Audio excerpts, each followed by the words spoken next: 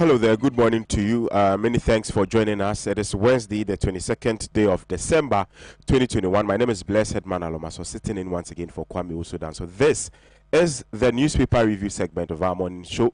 Good morning, Africa. We are live from our studios here, number 48, Swanika Street in Abelink. We're also live on Facebook and YouTube at Pan African Television. These are the topics up for discussion. Court allows Zuma to appeal. We took that story from the Daily Graphic. MPs in brawl over e-levy. We'll revisit that topic, where, of course, members of parliament, they fought. Yeah, they had a fight, some 2 nights ago. Food security under threat. We took that story from the Inside. And Sosu to amend incompetent motion against IGP. So yes, these are the topics up for this morning's discussion. Like I said, we are live on Facebook at www.facebook.com/Pan-African Television. Do what to connect with us. Leave your messages, like and share, and leave your messages like earlier said, and I'll read all of them for you. So let me, without further ado, introduce my guest for this morning's show. As usual, we have Dr. Robert Kugana Blem. He is a former member of parliament for the people of Binduri. Good morning, sir. Many thanks for joining us, and welcome to the show. Good morning, Bless, and nice being with you and my professor. And we are waiting for my nephew. I hope he comes sooner than later. Sure. This probably will be the break for Christmas, so I want to use this opportunity to wish my constituency a very graceful Christmas, Christmas of peace, Christmas of understanding, Christmas of harmony, given the crisis we have in our area. We pray that we would be able to celebrate this Christmas and move into the new year celebrating as always. I wish everybody a Merry Christmas. Thank you very much. We hope today's discussion turns out fruitful. Right. We knew Mr. Mensa Mauto. Yes, I'm saying Mr. because I want to intentionally take the doctor and professor out. We knew him as doctor until a few weeks ago or a few days ago, where he added to his academic laurels, and he is now a professor. Professor Dr. Mensa Mauto. He's a dean of students at UPSA. Yep. And good morning, sir. Welcome to the show. And for the should I say, I don't know, but for the umpteenth time, congratulations again on your latest academic feat. More power to your elbows. And welcome to the show for that matter too. Thank you, Bless, for having me. It's always wonderful coming here on Wednesdays, meeting wonderful colleagues, senior colleagues, who can really espouse the best of national interests. Some of them at the end of the day will polish it a little bit with their partisan ideologies. All right. Dr. Mazuk is not here, but we'll be hoping that he'll join us pretty later. But we've missed Dr. Alaji Purple. It's been a while. 2 weeks ago he came back. He didn't come on Wednesday. He actually came on Thursday. All right. So I'm hoping Dr. Mazuk joins us pretty shortly, so the set will be complete. But we'll start the discussion same way. If he joins us, we'll take it from there. So our very first story, and briefly, court allows Zuma to appeal. Yes, so a South African High Court judge allowed former President Jacob Zuma to appeal an order that nullified a decision that he be released early from prison on medical parole. Zuma, 79, was jailed for 15 months in July for refusing to testify before a judicial panel that's investigating graft during his 9-year rule. He was freed after serving less than 2 months. On December 15, the High Court in Pretoria found that the decision to release him was unlawful and he should serve out the remainder of his term. Now, on Tuesday, Judge Elias Matujani ruled that a senior court may come to a different conclusion. His illness and advanced age needs compassion, empathy, and humanness. Matujani said, in my view, another court may take this into consideration and fined differently. For this reason, leave to appeal is granted to the Supreme Court of Appeal. Zuma's arrest triggered riots in 2 provinces in which 354 people died. The ruling African National Congress said his incarceration ahead of municipal elections in November may have caused its vote. Support for the party slumped below 50% for the first time since it came to power in 1994, with opposition coalitions securing control of several key towns. I'll start with Professor Dr. Mensa Mauto on this particular topic. I wanted to start with Dr. Kugana Blem, but since I want to reserve the parliament's bit for him, so kindly start for us, Dr. Mensa Mauto. All right, thank you, Blaise, and let me also use this opportunity to wish all the cherished viewers of Pan-African TV a special Merry Christmas and unexpected favorable Happy New Year, because it's expected that once the good Lord has been good to us and blessed with another year, it's expected that the good Lord will add a new year where we will meet once again and always cherish our meetings and discussions related to national and African issues. Zuma, President Zuma, the former President Zuma, I think this issue has raged on for some time now. And this has to do with the fact that he was sentenced for contempt of court. That was not even the main issue, but the issue has to do with corruption. And for me, it's a test case for the entire African continent. We all saw what happened in South Africa when he was jailed. And it gives an indication of the type of democracy we practice in our continent, where people see and have faith in names than the law. What is wrong if a former president is put behind bars for contempt? It tells you that we lack education in this continent. You see, if you or the average citizen commits such an offense, nobody will fight for you.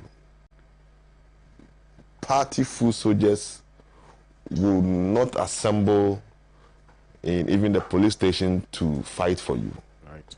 But for a president, a former president, to commit such an offense, when the law takes its course, people do not understand. It tells you that the way and manner we are managing corruption-related issues, we need to take a second look at it from the African point of view. Okay, what brought the whole issue about Zuma? It's all about corruption. And sometimes you are not even surprised if indeed some of those things happen. This same man, you know Zuma was sacked by Mbeki. Accusing him of what? Corrupt related activities. Some of his people were involved in bribery scandals, and Mbeki disposed him off. But you see, the almighty ANC, the ruling party, and I'm very happy, it was just a matter of time that their support and influence will dwindle over time, because they have become so powerful, and sometimes their acts are even more than apartheid, in the sense that whatever, most of the things they've accused their fellow whites, they are even doing worse. They're doing worse. And one of the serious calamities you will commit against mankind is to defraud mankind of their entitlement, especially through corruption. Right. My brother, the slightest amount you steal from the national purse means that you will stifle someone in a hinterland from having access to good roads, having access to education, which means you have destroyed the future of such people. And this is the bane of where we are today in terms of Zuma and his court-related issues. And I am so much particular with the courts showing that they don't look at the name and the fact that there's no immunity for their former president even after they have handed over.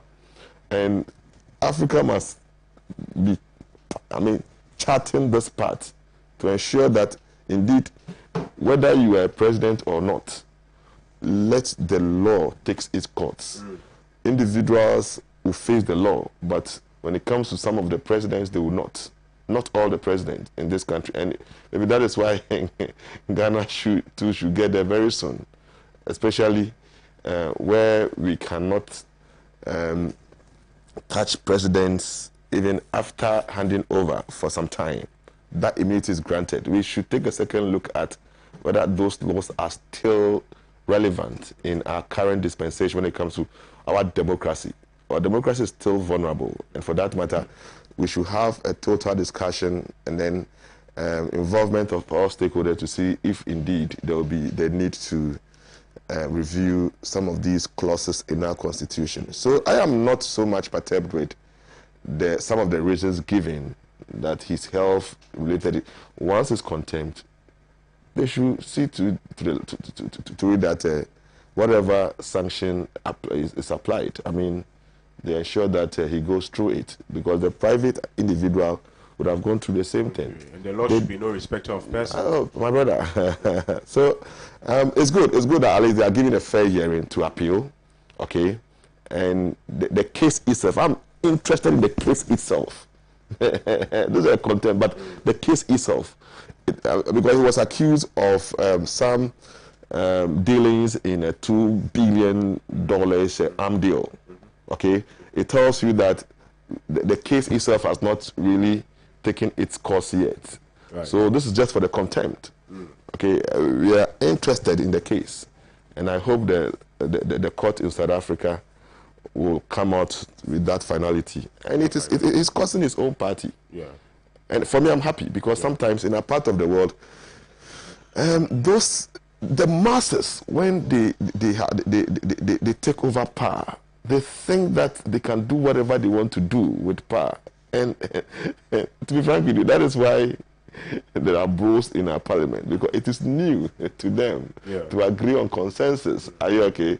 So I probably will get there and then have a thorough discussions on this. Right. Yeah. Thank you very much. Let me come to the former member of parliament for the Binduri constituency, Dr. Robert Kugana Blen. What's your take on Zuma's issue?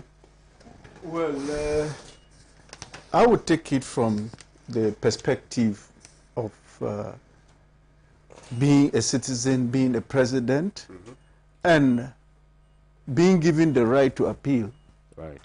The right to appeal, which he has done, and the courts have ruled in his favor, is very critical. We recall that when he himself voluntarily gave himself up and went to prison for 2 years, but because of 2 months rather, but because of health reasons and other, they decided to make him stay at home. Now, the right to the appeal is very, very critical, where we think that justice will be served and served well.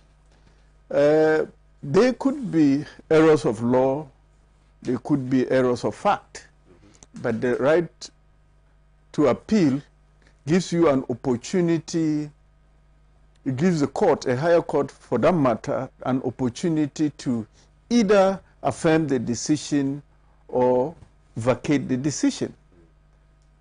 For me, yes, his sentencing was very important for us in Africa, that a president can go to jail for offending the law, particularly plundering the nation's scarce resources. It is unacceptable, and you don't know to what extent a 79-year-old man would want to accumulate wealth for. 79-year-old man plundering your nation recklessly cannot be acceptable. And so for me, we look towards the Court of Appeal in South Africa doing the right thing, either correcting errors that were committed or clarifying and making an interpretation of the law. And if he is guilty, he is guilty. He's guilty, yeah. Right. Well, that was straightforward. Right, thank you very much, Dr. Robert Kugana-Blem. I'll do some of your Facebook messages pretty shortly, but that would be after we have discussed issues in Parliament. Wow, Ghana's Parliament. Well, like earlier mentioned yesterday, if you saw what happened on 6th day of January, where the Speaker of Parliament had to be, selected. You see what characterized that election. People chewing the ballot papers, some people running with it. Well, something similar, or perhaps even worse, played out in Parliament 2 days ago when the controversial electronic levy bill was up, to be passed. Whether the fate of it was to be realized.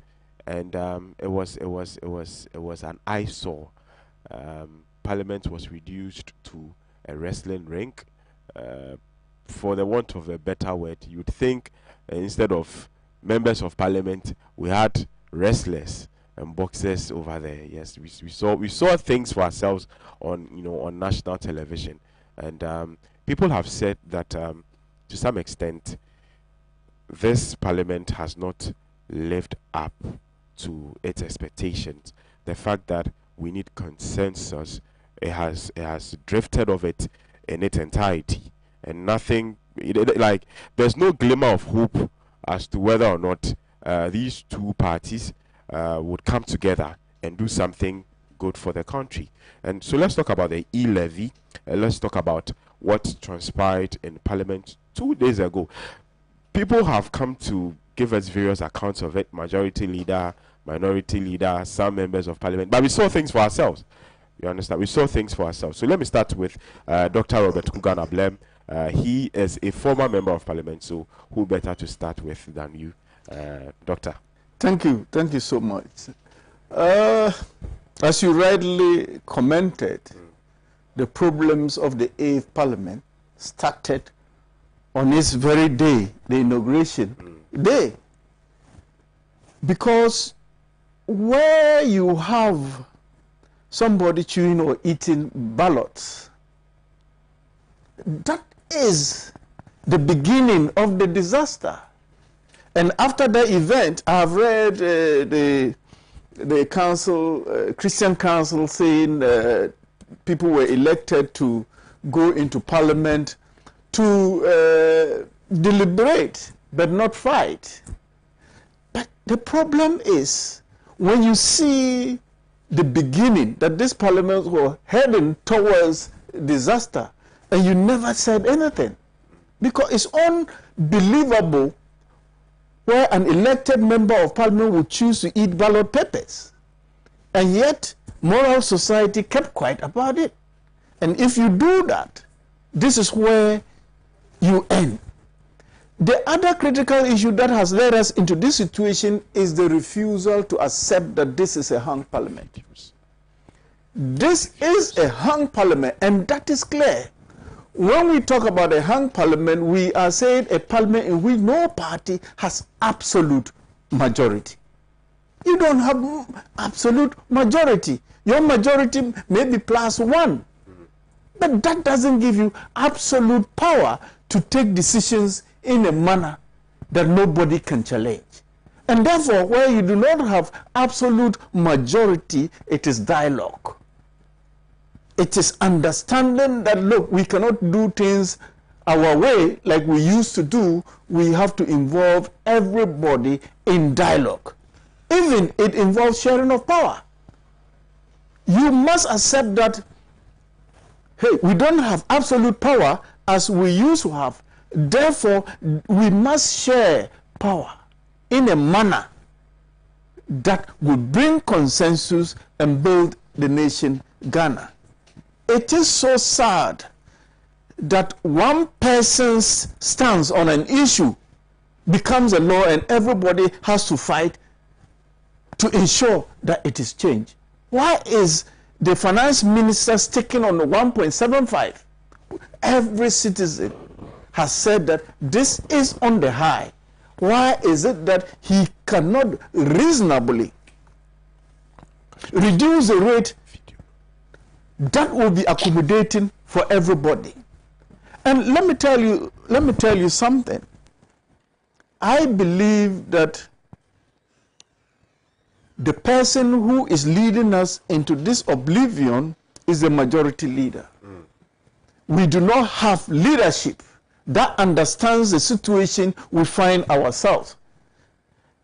Majority leader or majority group leader at this point should be somebody who is willing to accommodate others, who is willing in his language to be a unifier, not somebody whose language is full of insinuations, whose language is full of disdain for the minority group. It is unacceptable. You come and you give us a lame excuse that the deputy speaker was going to use the loo. Come on. You can go and tell this story to the Marines. This is not what to say. And if he was going at that critical point of voting to the loo, the minority leader needed to be informed that this is what is happening and he'll be visiting the loo. After all, there is conference, there's dialogue, and they know what will move, where will move from point A to point B in the discussions.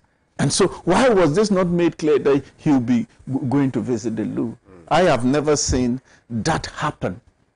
I've never seen that, particularly at the point of voting, when you are the presiding officer. You get up and go to the loo. I actually heard the majority leader in parliament speak, the Honorable Minister for Parliamentary Affairs, Honorable Osechi Mensah Bonsu. He was talking about the fact that the Deputy Speaker of Parliament, Joseph Osei-Usu, he had to go and take his medication. And he said he was shaking like a leaf, you know, and he said he had some under medication, so he had to take his medication. So because of that, he had to leave, and the second deputy come in and take over his position. And that is why I'm saying this should be told to the Marines. It's the most unwise thing to do. It's the most unwise thing to do. Because at that point, you can call your leadership and let them know. Why is it that it was only the majority leader who knew that this man was going to the loo? Why? There are two leaders, minority, majority. And so, please, let everybody know so that people will know what is happening. Because you have come to the crunch issue of voting. And you cannot just get up and bow out. But every person knows that that was just an excuse, a story that can only be told to the Marines, and what he intended to do was to go and sit down and vote. And that is unacceptable. That is clearly unacceptable. And so for me, if this parliament will work well, then the majority leader has to begin to understand common principles of group engagement, common principles of working with an opposition group whose duty it is to oppose. The minority is not there to entertain the majority. The minority is there to oppose. And that is their avowed duty, to oppose. So when you are opposing, you have to meet them halfway. You have to meet them so that there's consensus. But you cannot all the time believe that you are majority. And even up to now, at their conference in Kumasi, they were trumpeting the fact that they were majority. You are not majority, for God's sake. You are not majority. And if you continue saying you are majority, this is what you get. It's a hung parliament, and people must appreciate that you do not have absolute majority, and therefore you cannot work effectively, and you do not have absolute control on power. And now, what the minority are representing, they are representing Ghanaians. Every Ghanaian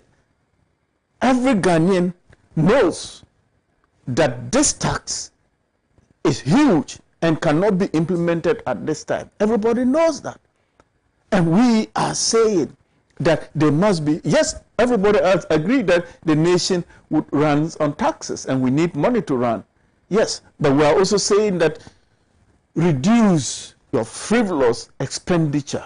If you reduce your expenditure, you can reduce certain expenses that are unnecessary for this time, such that we can manage with what we have. We cannot continue in this way. And I'm very happy that what happened, and that people will now begin to draw lessons and now begin to know that in a democracy we need to talk.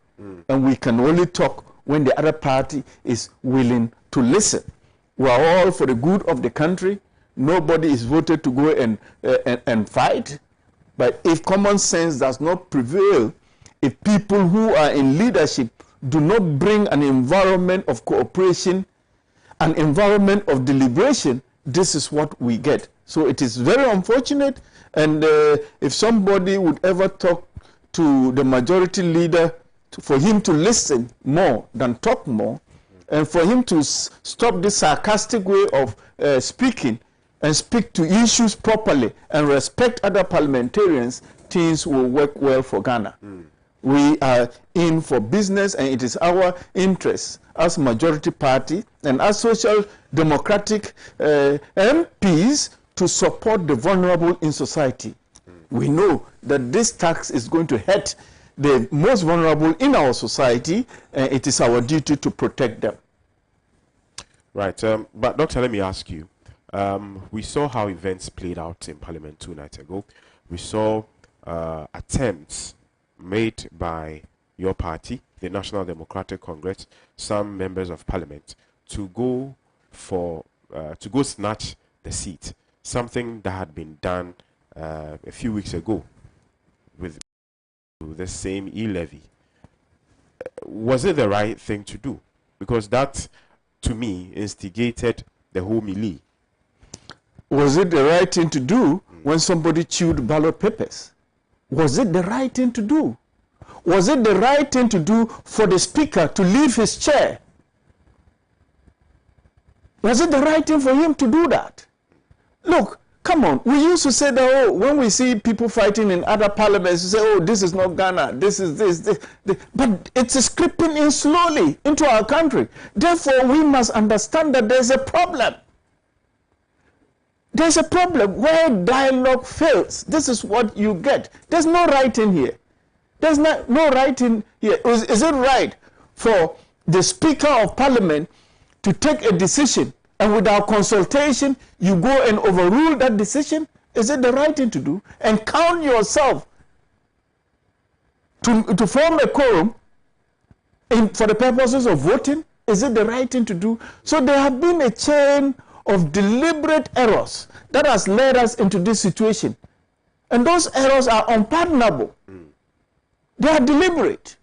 And so if the majority decides to create a situation and sit back and say, hey, why were you going to take the chair? Why are you not doing the right thing? If you fail to do the right thing, this is what you get.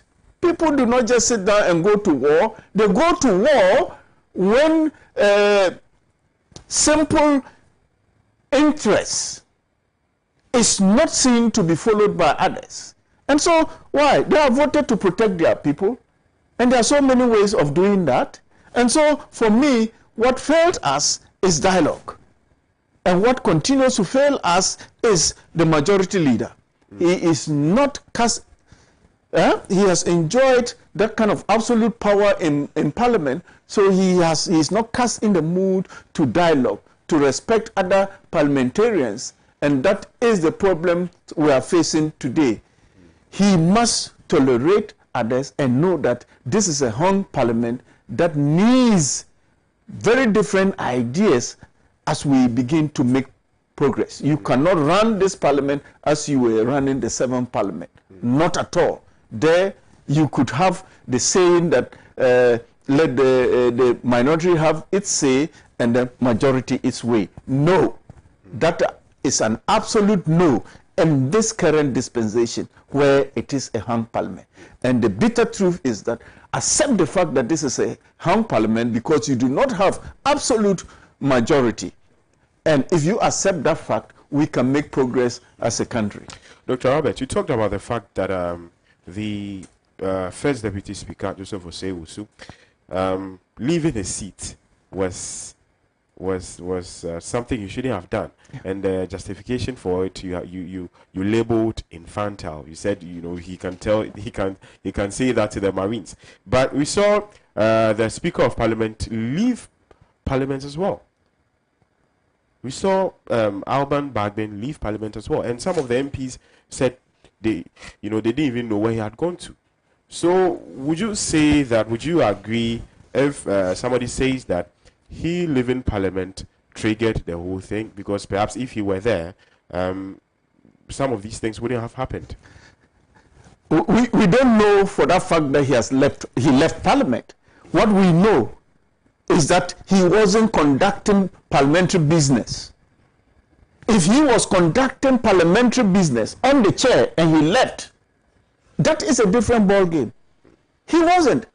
So when responsibility is on you, the first Deputy Speaker, he had the responsibility to conduct the business at that time. And so he must be faithful to that duty he was executing. He wasn't faithful, he wasn't truthful. And that is what happened. And so we cannot talk about the venerable Bagbin at this point. We cannot talk about him at all. He wasn't conducting business. If you knew that he had left Parliament, why did you start? Why did you start the process? If you want to be counted and vote, why did you start? And so let's not, these childish and infantile stories will not lead us anywhere. It won't lead us anywhere. Bagbin was not on his seat, and therefore he did not leave at that point. Somebody started the meeting, started the voting process, and therefore must continue to its end. You must do that. If not, you can suspend and go and take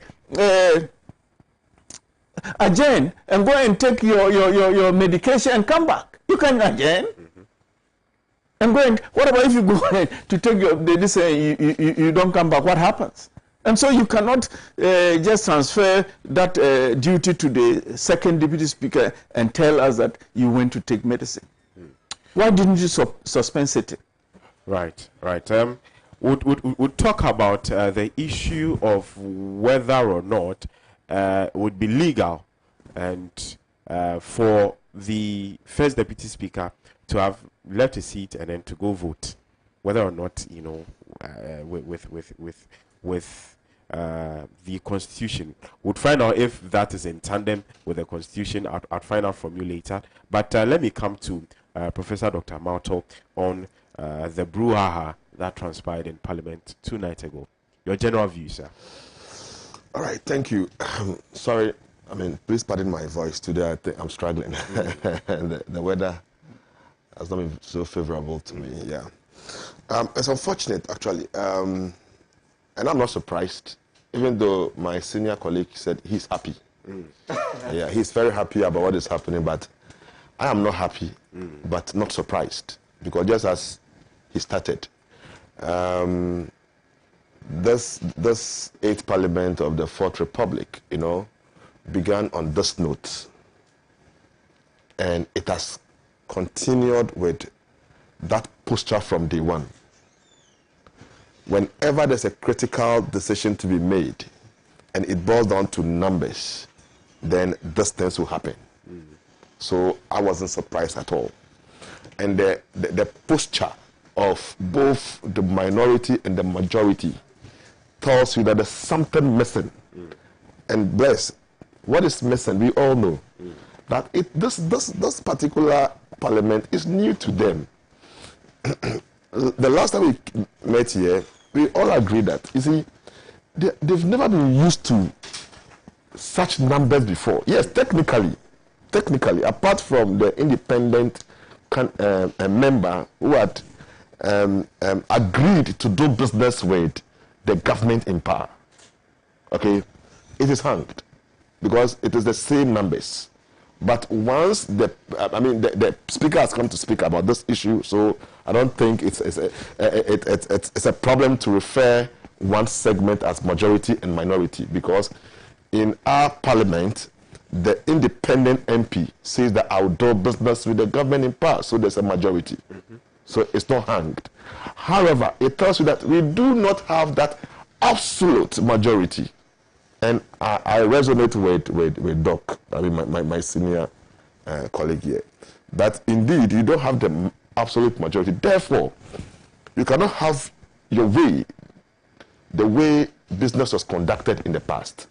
That's the only difference. That is why these two parties will always use some of those fisticuffs to agree on issues, which never ends with any positive and favorable outcome. They've never achieved any good thing. Even if they do, at the end of the day, it casts some slur on the image of Parliament. So, what is the problem here? Indeed, he mentioned. Senior mentioned some few issues, especially the first Parliament, the first sitting of the 8th Parliament, when MPs, sorry to say, but MPs, who to a large extent represent the law-making, image of this country, so symbolic of one of the organs to ensure that we do not denigrate the gains, denigrate that image through the gains over the years from the first Parliament to the 8th Parliament. But this particular 8th Parliament, to a large extent, I would say that they have denigrated that image. Are you okay? Because it's the first time having such numbers. But the other problem is that we don't have sanctions. None of them had been sanctioned. None. This was a parliament, or this is still a parliament, from day one, they started fighting on the floor of parliament. And we expected that the privileges committee would have applied, sanctioned, some punitive measures put in place to ensure that some particular MPs should be sanctioned. Yes, indeed, you mentioned the offense committed by that particular MP who snatched ballot papers. Bless, if it was myself or you, would have been behind bars by now. But this is a lawmaker who should have been sanctioned with even a serious sanction than what the individual should have faced, because he should know better. In addition to those who are throwing blows in the floor of the house, you see, Bless, I have read through the standing orders of Parliament, and apart from the provisions to establish the Privileges Committee to sit on any case that they adjudicate on, I am yet, probably Honorable can correct me, to come across any specific sanctions for people who do not conduct themselves very well in Parliament. That's never happened. So you see, no, but there's a gap in the standing orders of Parliament. Do not give powers to a committee to recommend sanctions. But like we have in the judiciary, we know what constitutes misdemeanor. It's not true. We also know what constitutes criminal offenses. Okay, so when you snatch a ballot paper, because you have the right to formulate laws on your regulations, parliament. It's a constitutional provision. So what is the sanction for the one who snatched the ballot, the one who slapped? In fact, what even happened yesterday was even worse off. That I'm even hearing that somebody used razor, and somebody's even nursing multiple cuts. It's just a matter of time that people will start going to parliament with guns and knives.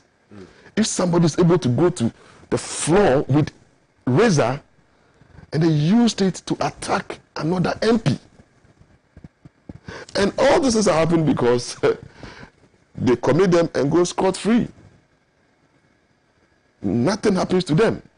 Nothing happens to them. So slowly, a house that we describe as honorable house, they are making it a dishonorable house. Right. What is so honorable about what happened 2 days ago?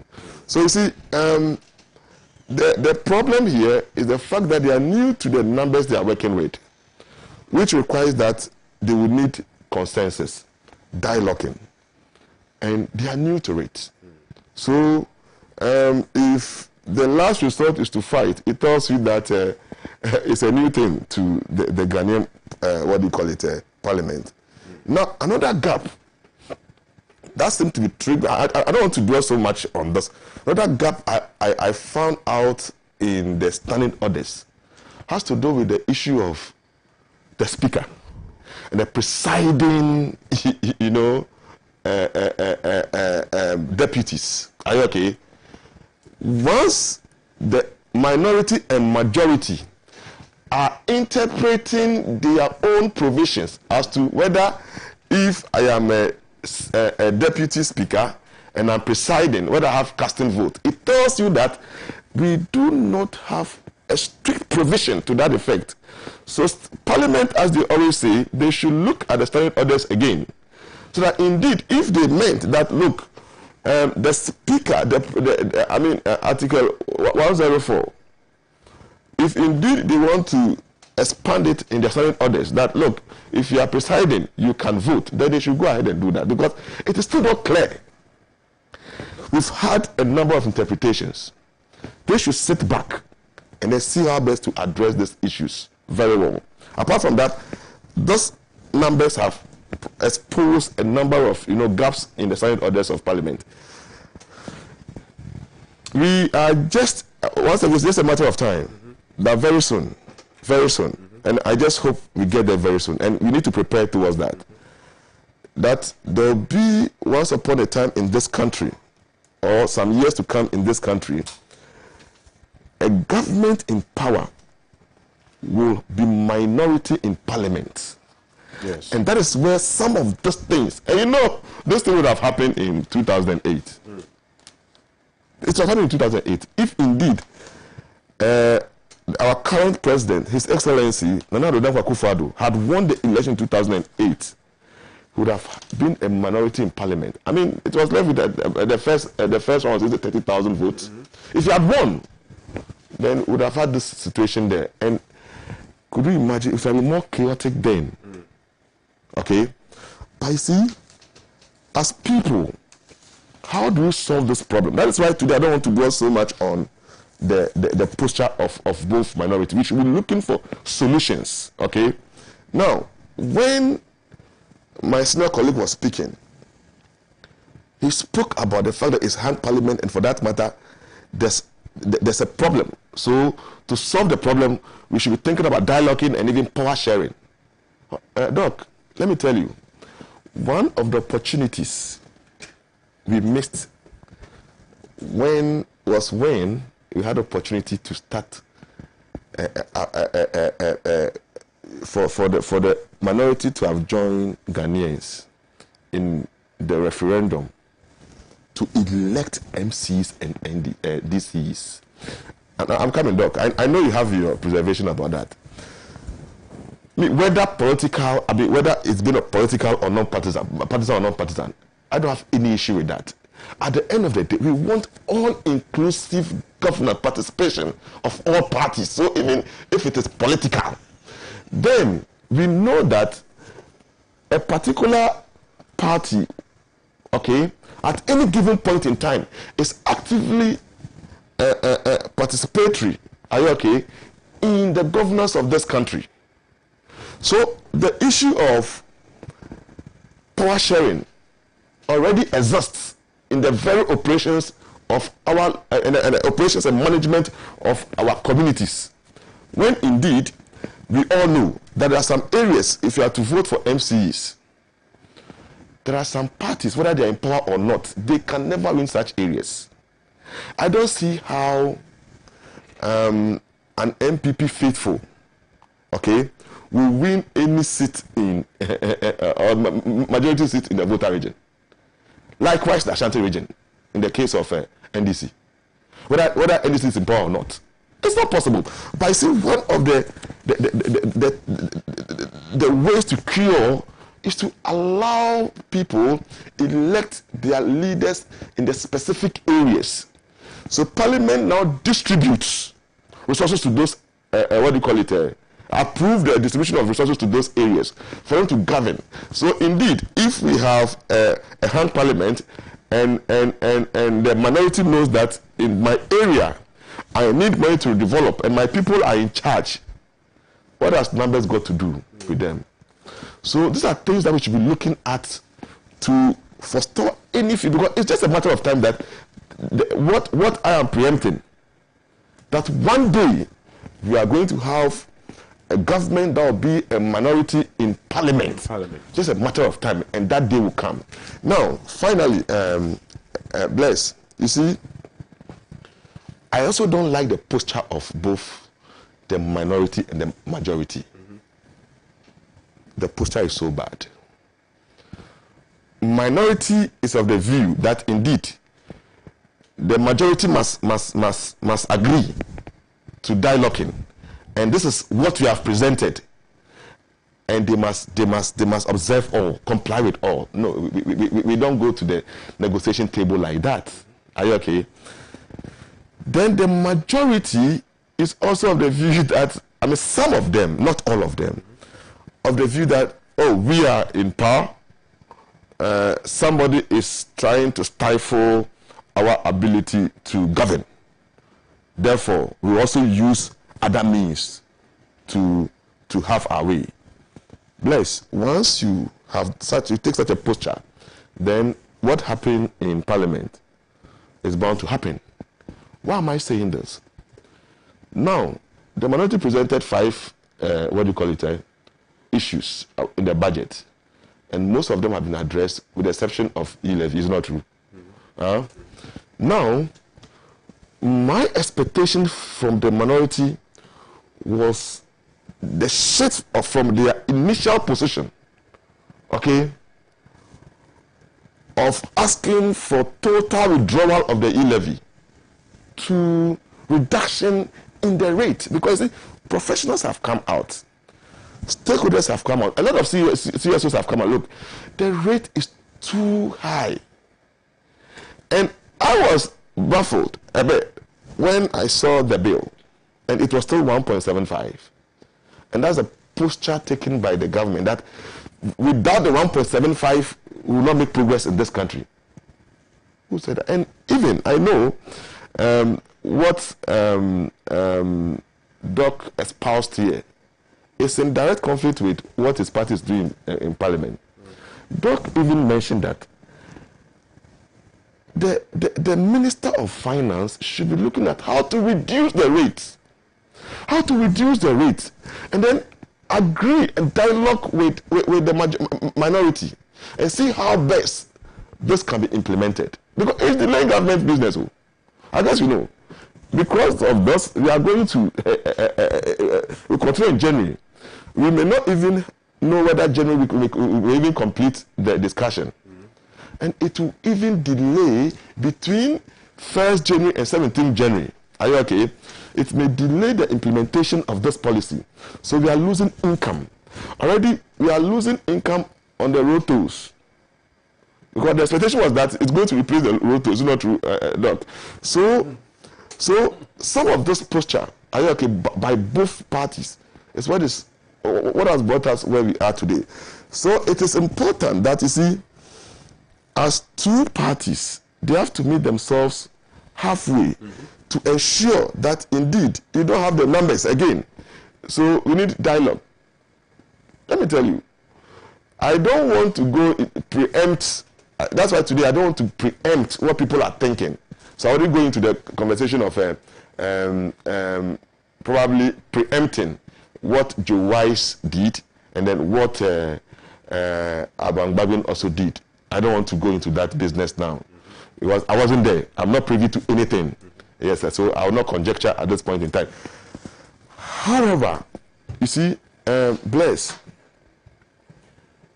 where we have gotten to, okay, we all know that the majority are not even sure whether they may even get the vote if this is subjected to voting. No, because there's some history that when this same parliament, when it was time for the election of a speaker, for one of their own voting against them, the numbers they have, they should have secured their nominee, the speaker. So the majority has no other alternative than to try as much as possible dialogue with the minority and see to it that this budget is approved to its, in its entirety, and then ensure that the business of the government will not be stalled by the posture taken by both the minority and majority. So, Bless, where we are now, I don't want to get into the personal issues as I've mentioned earlier, but we should be thinking about how to address the gaps in the standing orders of Parliament, and then also see how best to bring back the election of DCs and MCs to ensure that we have power sharing as part of governance in this country, not winner take all. Because what we have now is winner takes all. Once you are in opposition, look, all you can do, that is why he mentioned that opposition is there to oppose. It's not always the case. Bless, I disagree with him. I disagree with senior here. Opposition is not always there to oppose. That is why in the wisdom of the Ghanaian parliament, we don't use opposition, but we use minority and majority. But opposition is to give alternatives. Opposition is to provide alternative solutions. Opposition must be part of governance. Sometimes it's good to go and borrow what others are doing. Are you okay? That's why in South Africa, okay, their governance structure is also different. Everybody's involved. And we need to get to the stage where elections can be conducted with nobody losing a life. Because, look, Doc, if indeed you know that no matter what, your party will have a role to play in national development, you will not oppose everything. Right. Now, I just want to lead my point to my crusade. Okay? That when some of these things are implemented, especially election these MCs, we will get to the stage where these two parties will now agree that manifestos cannot be used to develop countries. I've been leading this crusade. Let's legislate a national development plan which will provide for medium term and long term. Parties must select what has been provided for in the national development plan and then work around it. So look at nice policies like the former president introduced community day secondary schools. Brilliant ideas. This shouldn't have been an NDC policy. It should have been a national policy by now. Then the current government have brought in what? One district, one factory. If it was a national policy, then every government who comes in will also ensure that, look, you brought one, I am thinking about 2 or 3 or 4. So one community, one SHS, maybe the next government say, look, the community is growing. One cannot be enough. So let's get about 2 or 3. What I want to put across is that, you see, these politicians have nice ideas. But the nice ideas should have a foundation in our national development plan. Until then, we'll just be developing this country in silos. In silos. You see, I know Doc is not happy because of the fact that indeed the current government, are you okay, is just trying to complete some of the senior community day schools. Is not true? I can tell you, when in future, if they are fortunate, if they are also fortunate for Ghanaians to accommodate them again in governance, are you okay?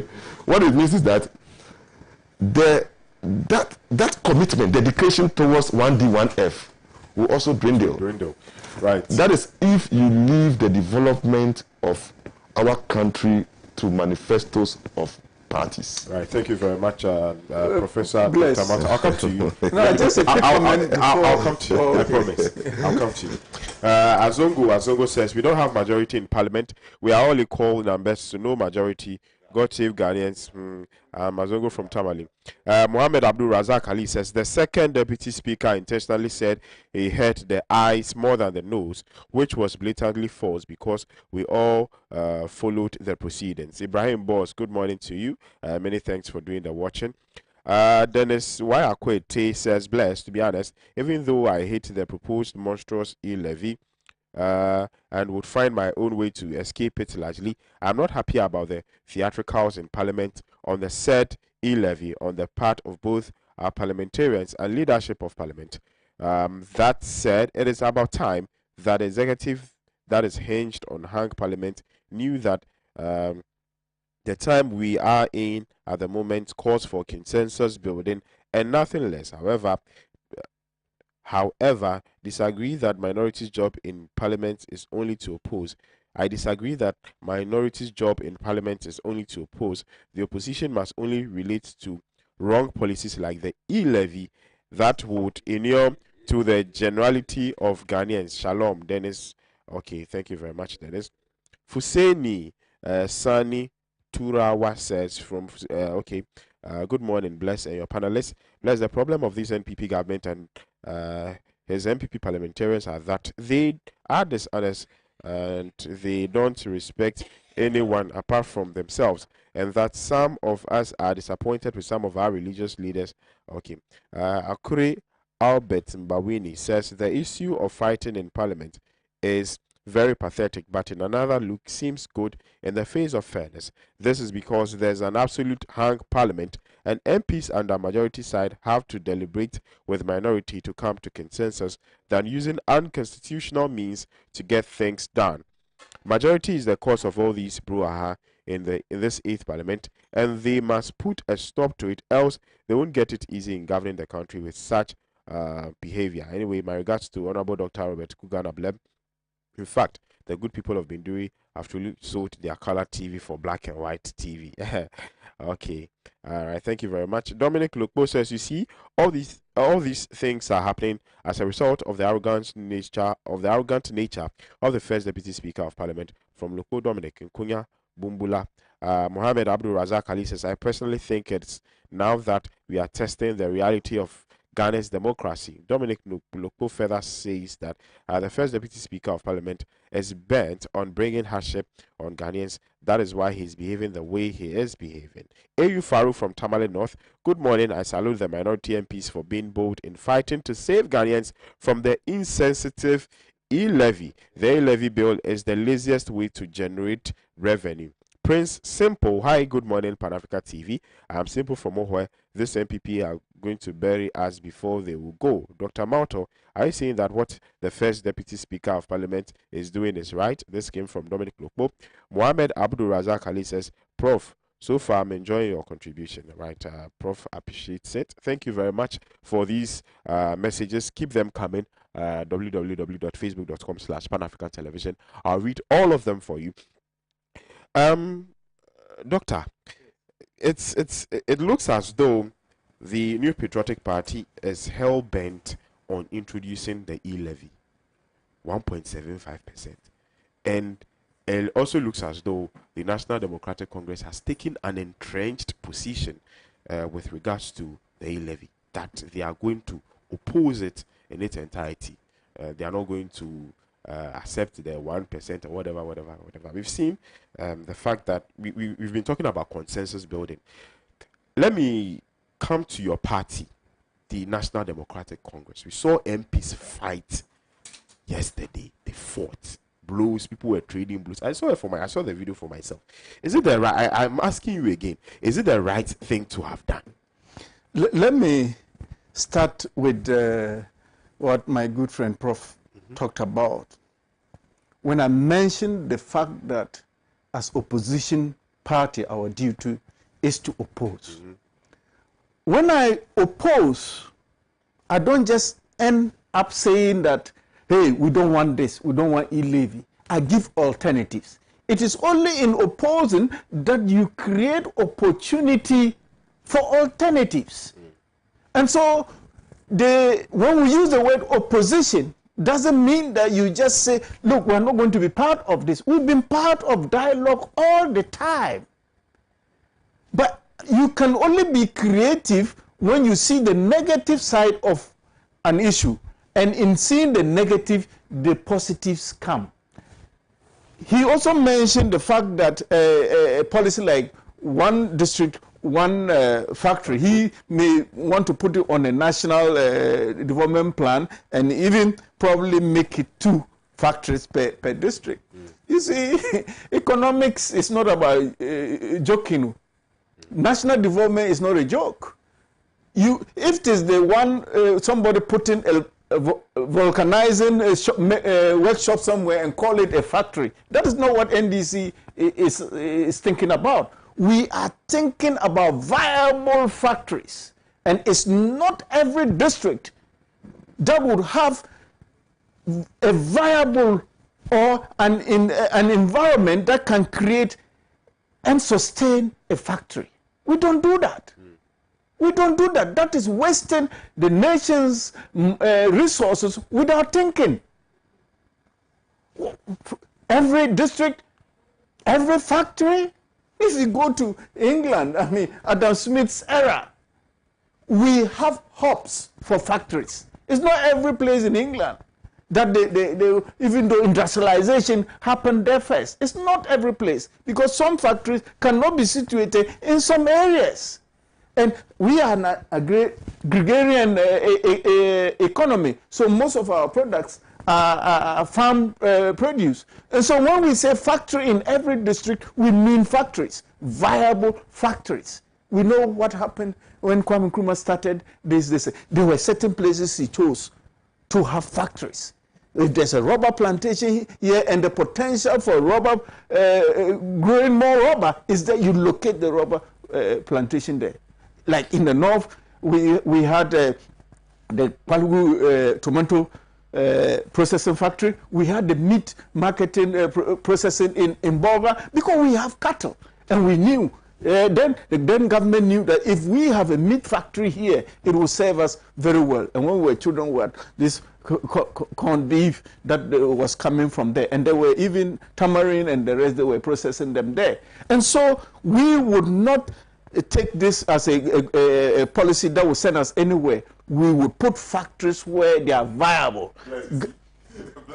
No, we will put factories where they are viable. We are not going to jump into MPP slogans and then do useless things. A vulcanizing shop is not a factory. We mean serious business, and that is what we are going to do. But I agree with him when he talks about the senior. I agree with him totally. That is very critical. We need a lot of these schools, because that is human development. And we let me interject. I agree with you. Let me interject. You see, maybe you didn't get the import of what I was trying to put across. You see, what I meant was that we need to come together as one people. Yeah. And then agree on what will help develop this country. I agree. Doc, you agree with me? Yes. That the taxpayers' money was used to pursue, the previous agenda, the policies, okay, churned out by successive governments. Along the line, look at the amount of money. Look, debt has been accumulated for this affordable housing project from what do you call it? President Kufuor's era till date. During Mohammed's era, they went in for debt to come and build affordable houses. But the continuation. Now, if there was some legislated plan which will now mandate you to ensure you continue, my brother, all those things will not continue. He's taking my time. No, I'm not taking your time. No, he'll give you more time because you see, all I want to put across, you are directly involved. You are closer to government, and I'm privileged to be with you here. So at least we can exchange ideas. That yes, I use one or two scenarios. Are you okay?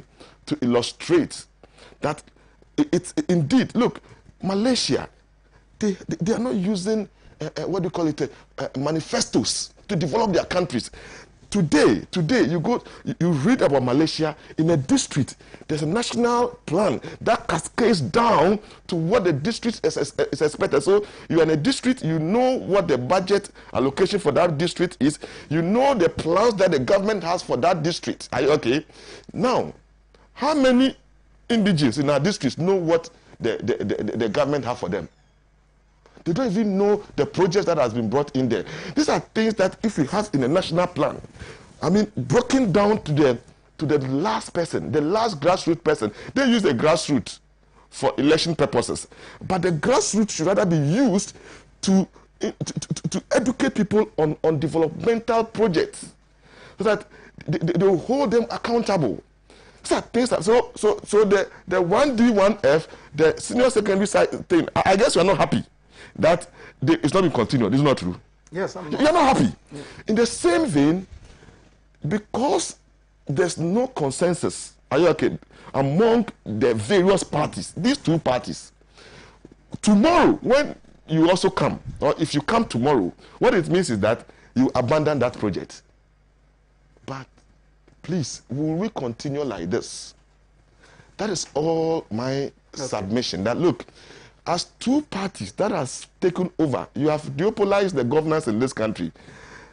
You have no option that to agree to develop this country.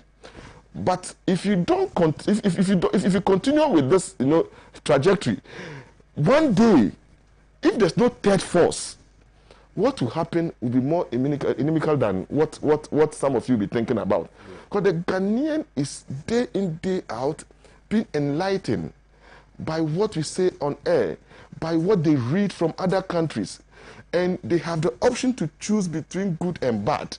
Therefore, let's look at how to come together and see Ghana as our only country, and a project that we have to develop to bring some level of good livelihood to the people.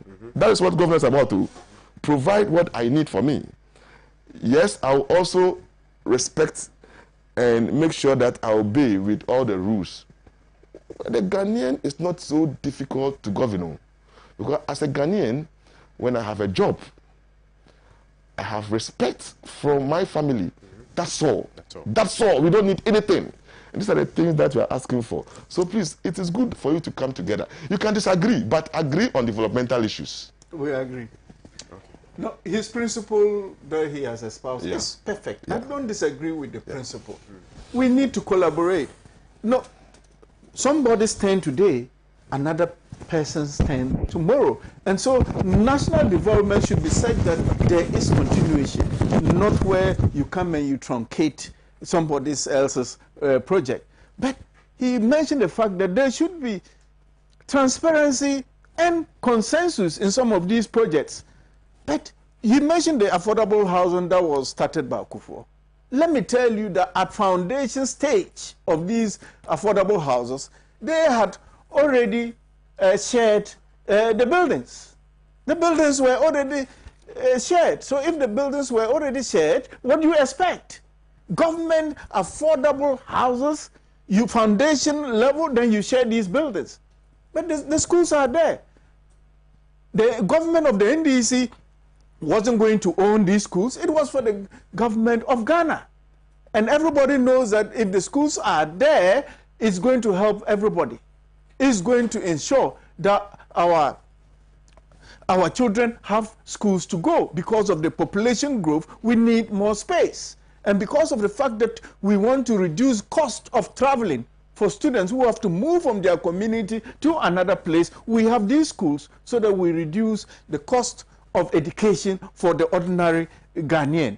And so these are the issues. I agree with the principles he espoused. Very good. We need to continue as a country, but we cannot continue as a country when in housing we have a national housing policy, then foundation level you share these buildings, and you expect the next government to come and then complete the buildings for you. Why do you share buildings at foundation stage? That was the problem with Kufuor's affordable housing. You see, I don't really want us to go into the menace or the issue of abandoned projects, because it has been an issue of both parties. The NDC have abandoned projects, the MPP have both abandoned projects. So it's something I wouldn't want us to go deeply into, because that's not what we are really discussing now. But let's talk about the e-levy as well. What do you think would be an appreciable percentage, something that will be embraced by all and sundry? Because the 1.75% that the MPP is hell-bent on imposing on Ghanaians, of course, everybody has said that it's too Herculean, it's too big. So what in your estimation would be an ideal percentage of the e-levy? The telcos have agreed to reduce their charge by, I think, 25%. You see, I don't think that it will be useful suggesting a percentage, because you have a finance minister who is so entrenched and he knows everything. He knows everything, and whatever he says must stand. That is the issue. So even if you go and suggest anything, the man is not going to take it. He is the god of economics in Ghana. He knows everything. So that is a problem. We cannot make progress with suggestions, and that is why the NDC has taken the position that if you think that it is your way or the highway, so be it. Let's all go into the highway. The tax is not for you. And you are not the only one going to pay the tax. All Ghanaians are going to pay the tax for the development of Ghana. And the same Ghanaians are telling you that, please, 1.75 is on the killer side. And you are so entrenched. Why? Is the NDC frustrating government's business on purpose? Is it a unilateral? Is it a decision that the party has taken that, look, I'm going to frustrate government? How do we frustrate government? Nobody's interested in frustrating government. Government is frustrating itself. It is the MPP government that is frustrating itself, because you do what is feasible. You do what the Ghanaians are telling you to do. Ghanaians are telling you reduce your budget, your expenditure is just too frivolous. Reduce that expenditure to ensure that we are able to manage with what we have. Reduce that. When the transport minister cancelled the road toll, was it the NDC that told them to cancel it? Well, how could you do that when you need money? They are frustrating, and if they want the one frustrating government, they should go to the road minister, because that was a tax that Ghanaians were paying with minimal discomfort. And then you go and you cancel it, and you tell us that NDC is frustrating you. Government is looking at ways of bringing in more revenue, not removing a revenue source just like that without any good reason. Right, Doctor. So, would you say that the NDC is fighting the Ghanaians fight? Because for me, as an ordinary citizen, what I see is that I feel that the NDC to some extent feels that I don't want to say that it is a populist tactic they are using, because I feel that the e-levy, largely, the Ghanaian people are against it. Yes. They are against it. So we've seen them go the extent of trading blows with other members of parliament. So, and I to some extent feel that they are trying to also make up for the fact that they approved some ministers, which the Ghanaian people didn't want them to approve. No, that's not the case. If you look at it, they are not making up. If Osewusu did not get up from his chair and continued to conduct his business in the laid down procedure of conducting parliamentary business when it comes to voting, what would have happened? They could have won the elections, they could have lost the elections. That is transparency, that is honesty. Follow the law, and if you follow the law, nobody is going to frustrate you. But you cannot want to wash their face upwards and you expect them to sit down and watch you. What is that? Right. We have listened to the majority leader in Parliament's account of the reasons for which the first deputy speaker stood up. We've also heard that, or it's actually been rumored that he actually got up so that he could vote. He himself has come out to say that, look, even if I got up to vote, there's nothing wrong with it. Now we've seen the standing orders of Parliament. The legal interpretation of it is what is a matter of debate now, whether or not the first deputy speaker had the right to leave his seat to go and vote. People are saying that he at that material time he was still a member of Parliament for the people of Bekwai. So once he does not vote, it means that the people of Bekwai have not been represented. Yeah, so he can become the referee of the match, and then halfway when he realizes that there's some penalty shootout and then his team will lose, then he goes to wear the JC and come and play the penalty. Who accepts this in a modern democracy? If he sits there and without sitting on the chair, you've started the voting process, you have to continue to finish it. You cannot play the double hats. You can't play that role.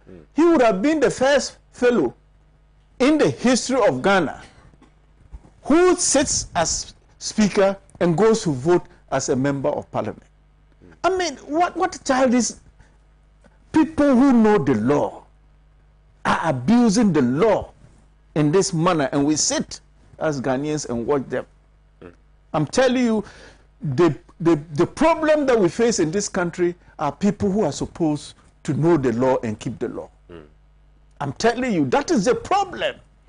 The legal gymnastics is what is killing Ghana. That's all. If it was a poor person who knows nothing about the law, who was involved in this gymnastics, you'd have seen the repercussions. You'd have seen what would have happened. And so we, the ordinary citizens, have to look very well and see how these people who we think are all-knowing are using the same law to wash our face upwards. This is unfair, to say the least. When it comes to you, oh, it's okay. You can do this, you can jump, start jumping from one chair to another, a member of parliament, and then the next thing you would... Look, I think that to make progress, it is just that almost every citizen is tainted. Every citizen is so politically tainted that we cannot have a group of people who can sit down and say that, look, where this country is going, we have to have a good look at our system of governance to see how we can craft something that can really bring development, that can really bring consensus, that can bring proper deliberation for the development of our country. We don't have such citizens again. Everybody is tainted. And so immediately you open your mouth to talk, then we know. And that is it. That is it. If elders, if leaders are so partisan, they come under all shades of, some are preaching in the church, some are preaching this, and at the end of the preaching, you see that this fellow, he is not as you held him in high esteem. He is not. He is partisan. And Ghana is sharply divided, NDC, MPP. There's no middle way. There's nobody who has said, who can say that, look, I have worked for Ghana, I've been a public civil servant for several years, now I am a Ghanaian and I want the good of Ghana. I'm sacrificing for the good of Ghana. No, no. Where the bread is buttered is where that fellow belongs, and that is it. And that is where we have this crisis. There's no leadership. Right. Thank you very much. We actually have pressed with time, so I'll actually take your final words on the fact that Parliament has been adjourned to January, I think January 18 or so, where the, of course, finality will be put to this whole e-levy. I'm sorry we couldn't digest the other topics. The inside the food security, the food security, and then the social story. But let me take your final words and what your expectations would be when Parliament resumes sitting on the 18th day of January. Well, Parliament will come back. Whatever happened is they have to come back with new ways of doing things. So they'll come back. The bill will be laid again, and then we'll see the debates that follow. But I think that Christmas being what it is, a period of forgiveness, a period of grace, a period of humility, I believe that the majority leader, and then the Minister for Finance, who is more Christian than the Pope. He will humble himself and allow reason to prevail. This period should not just be a sleeping period. It should be a period where people are negotiating, where people are talking to opposition, where people are talking to those who matter. In this exercise, said that when we come back, we would then do the right thing. And the right thing can only be done through consensus. Right. Thank you very much, Dr. Robert Kugana-Ablem. Professor Dr. Mato had to run. He had very critical issues to attend to, so he had to leave us. But then it's been an enthralling discourse here, same way, with Dr. Robert Kugana-Ablem. Many thanks to Professor Dr. Mato, who joined earlier on the show as well to discuss these issues, particularly the brouhaha that transpired in Parliament some 2 nights ago. Many thanks to you at home too who did the watching. We thank you so much, and the festive season is here. Do enjoy, take good care of yourself, and remember that in a world where you can be anything else, like I always say, be kind. My name is Blessed Man Alomaso. This has been the Newspaper Review. Good morning.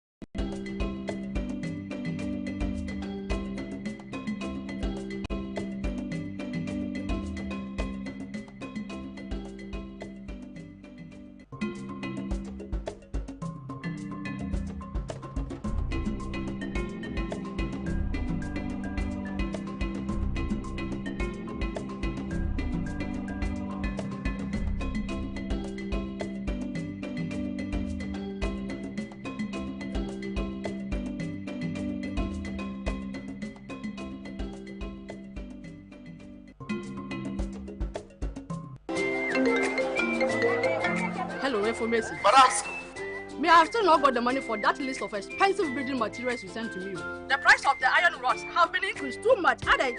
Madam, relax. Look, that's not why I even called you. I just visited IPCP, where the engineers told me everything about Zaka fast floor. Trawanko, please, those people are expensive. Are they not the people building those big houses in town?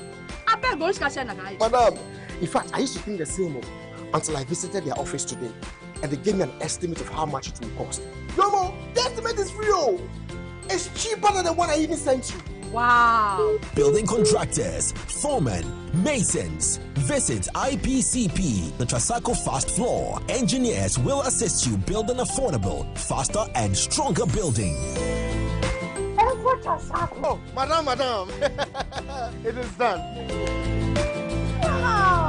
Oh, Jesus. Trasaco Fast Floor. Stronger, faster, and affordable. This is a Trasaco construction product. It's the most wonderful month of the year, and Ridge Royal Hotel will make it even more superb. Join Let's welcome our brothers and sisters from the diaspora to the historic city of Cape Coast, where it all began. The celebration train begins with a Farmers' Day afternoon jam on December 3, featuring Chirampon Traditional. The Wakanda One City of Return Trade Expo is on from 6 to 12 December. 22nd December is Osabrema Ridge Royal Carol service, and on Christmas Day, the Trinity Music Group will treat you to a fabulous poolside praise. Now 27 December Z, or the first of its kind fishermen and fishmongers bash at the pool area. Z is also 31st night will be a rollicking time as we enjoy the King's New Year Gala night with the Rock Factory. Truly, December at Ridge Royal Hotel is richly inviting and comfortably yours. Get involved.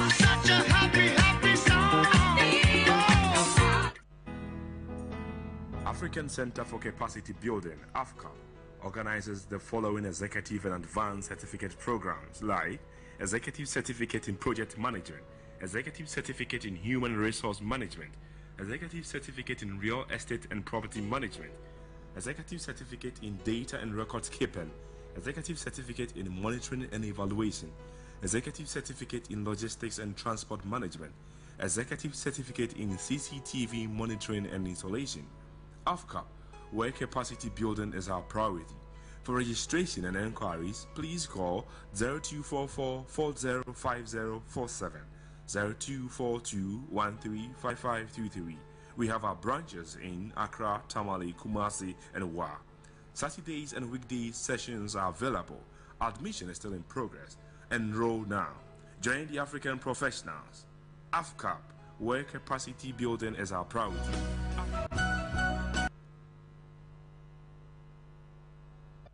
This advertisement has been vetted and approved by FDA. Hello, baby! It's me, Boga I. What feel you now? Hey! What funny? Oh, what about that? Oh my God! Let's wrong me. I'm we are fearful for Gecko. Brother, we are funny. Here, Ruta Life. Okay, Ruta Life. Ruta natural products here. I am tropical herbs here. And now what's here? Ruta Life. What about you fatty fume? No way, cleanse the system. No, Maya, come on. Romantic. Kaide, Ruta mixture, autumn malaria, and a Ruta Titanic, or Ruta natural. In Rupapano, in Ria. On ye manimpa, on in Fidra watching. About an hour, one benufu, on ye painful.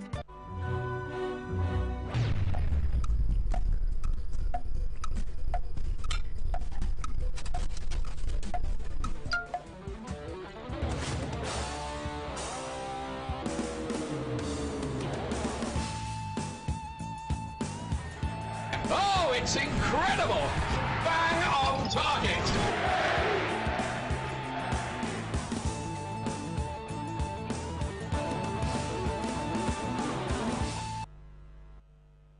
Heyman warned Lesnar, and now Lesnar. German suplex, there's the first to McIntyre. And don't think I decided true man capsules and so at their brand.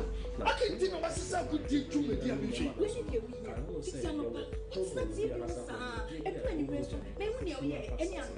At the account, now you're bare man and a wow.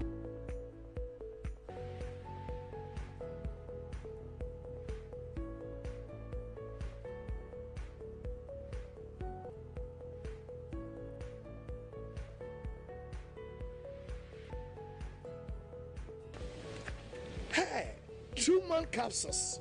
One mama ya bema bion. Truman ye marime drew and mofra woni in fear don't watch into me. Sa Jedi and Krato way FDA for Shimwa Jatum say share.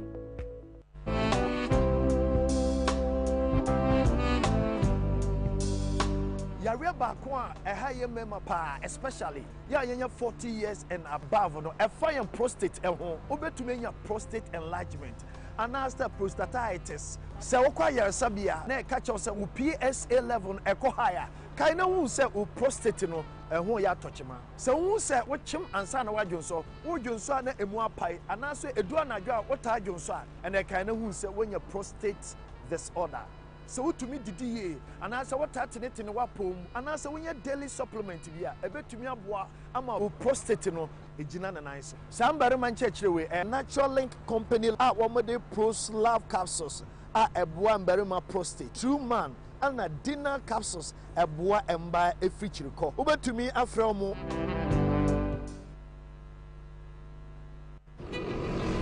Every day he looks after his brother and chases a bus. Every day he looks after his brother, chases a bus, and learns new things. Every day he looks after his brother, chases a bus, learns new things, and gets back home. Every day he looks after his brother, chases a bus, learns new things, gets back home, and helps his mom. Phew. That's why every day he needs his cup of Milo filled with the nutritious goodness of malt, milk, and cocoa. Milo, the energy to go further. From Nestle. This advert is FDA approved.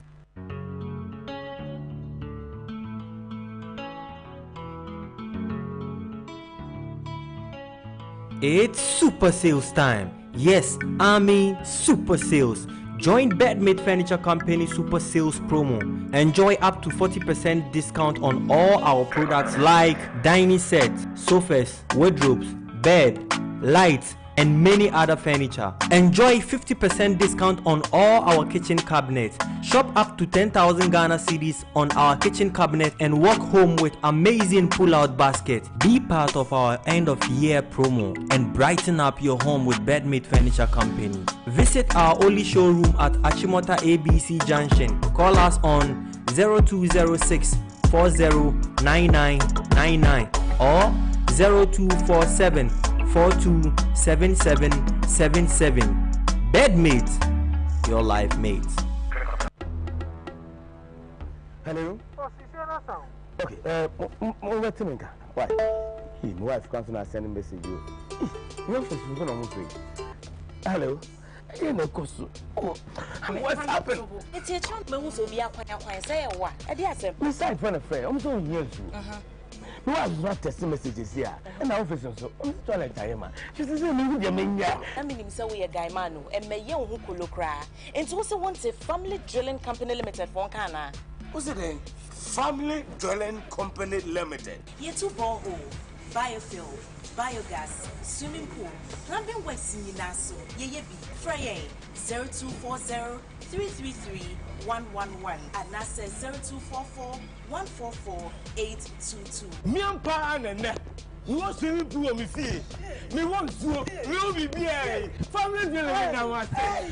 Family drilling. The first is your last shit. Me out with that shit.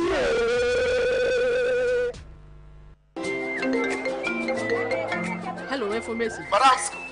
Me, I have still not got the money for that list of expensive building materials you sent to me. The price of the iron rods have been increased